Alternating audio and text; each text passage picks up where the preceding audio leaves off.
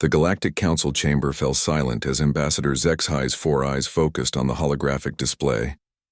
The data streaming across the translucent screens defied every calculation, every prediction their most advanced war simulation algorithms had produced. "This cannot be accurate," the Thrakari representative hissed, his scaled fingers dancing across his console. "Run the analysis again." Commander Velnora of the Asterian fleet leaned forward, her crystalline skin refracting the chamber's blue light. "The readings are correct. We verified them 17 times across multiple sensor networks. The display showed Earth, a small, unremarkable blue world that had been surrounded by the combined forces of 3 galactic powers for the past solar cycle. According to every strategic model, humanity should have surrendered within weeks. Their technology was primitive, their military scattered across a single planet, their numbers insignificant compared to the coalition arrayed against them. Instead, the humans had done something unprecedented. They had evolved. "Show me the timeline," Zexhi commanded, his voice barely containing his disbelief. The hologram shifted, displaying the progression of human development since the siege began.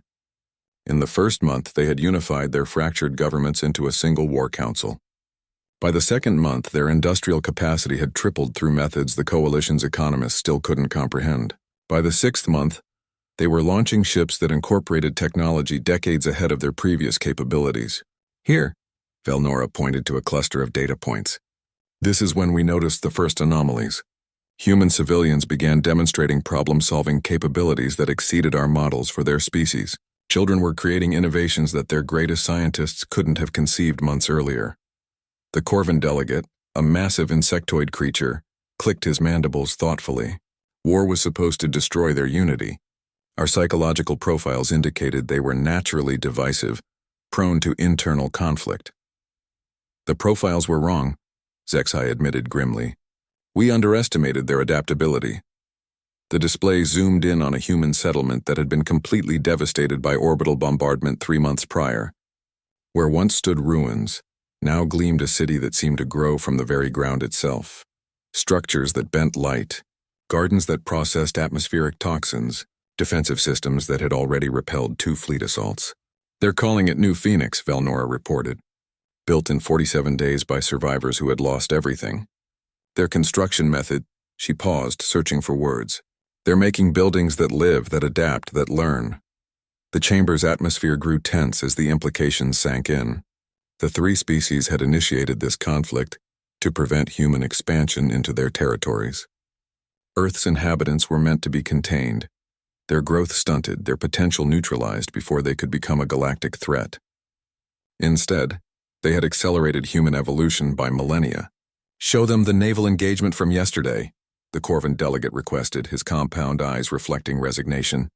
The hologram shifted to display a space battle that had redefined every tactical manual in the Coalition archives.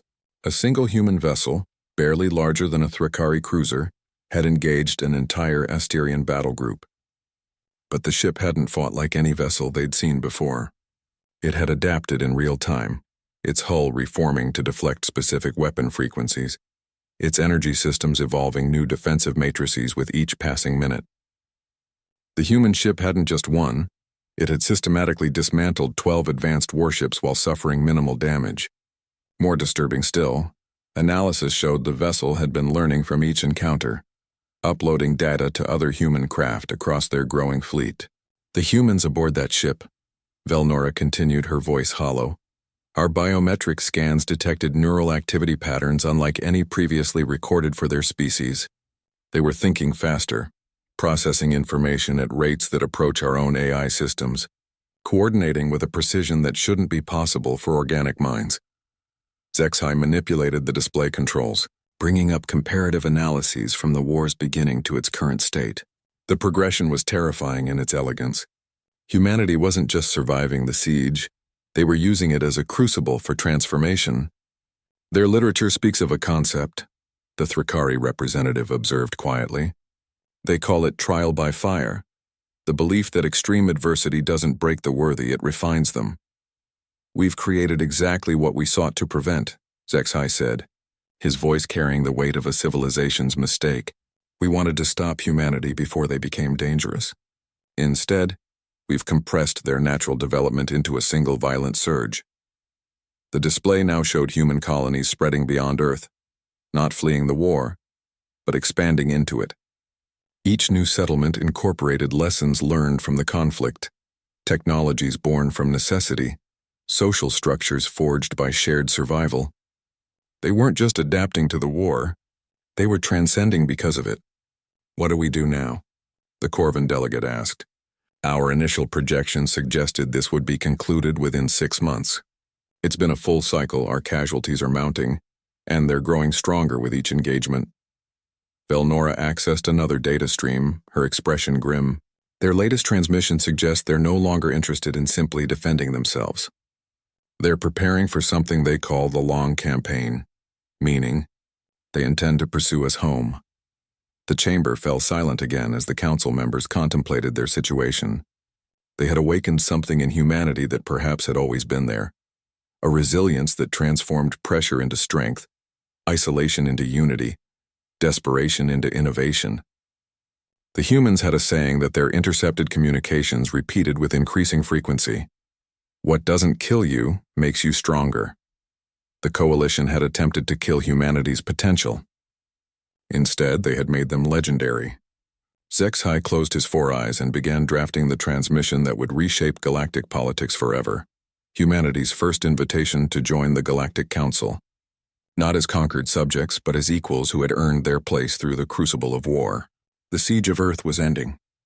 The age of human expansion was about to begin, and somewhere in the depths of space, human ships continued to evolve, carrying crews who had learned to thrive in the space between destruction and transcendence.